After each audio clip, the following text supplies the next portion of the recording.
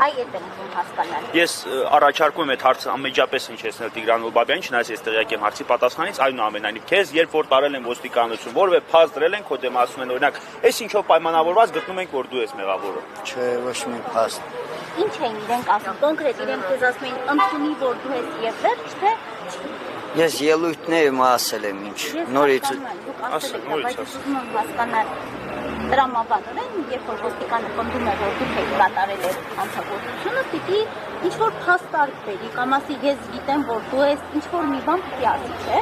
Հիմա այս դեպքում ձեզ ինչ էին ասում էին, ընդունի, բաց կթողենք բացառապես դա, թե։ Ասում եմ ընդունի, որ դու ես կազմակերպել։ Ահա, ինչով էին հիմնավորում այդ կազմակերպելը, այդ եմ ուզում հասկանալ։ Ես կարծիք ունեմ այդ ամենի վերաբերյալ, օրինակ պրակտիկայում նմանատիպ դեպքերը պետք է անպայման ունենան,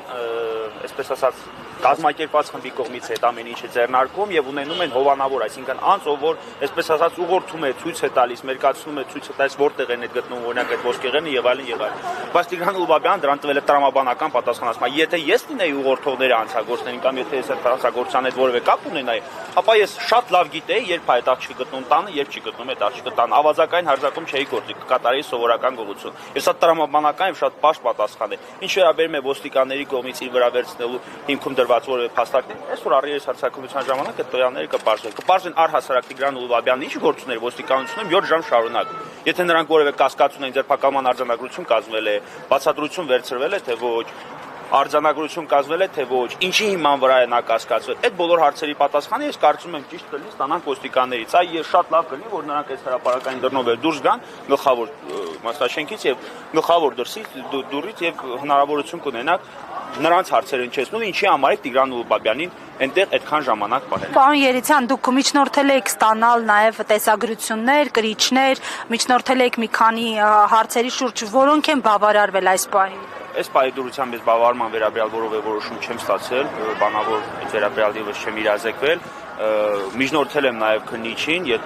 այսա գրավոր միջնորդություն եւս կհասցեագրեմ այսօր, որ տեսագրությունները ստանալու դեպքում դրանք զննել բացառապես մեր մասնակցությամբ։ Այսինքն թող մեր ներկայությամբ զննի եւ եթե քննչական կոմիտեն չի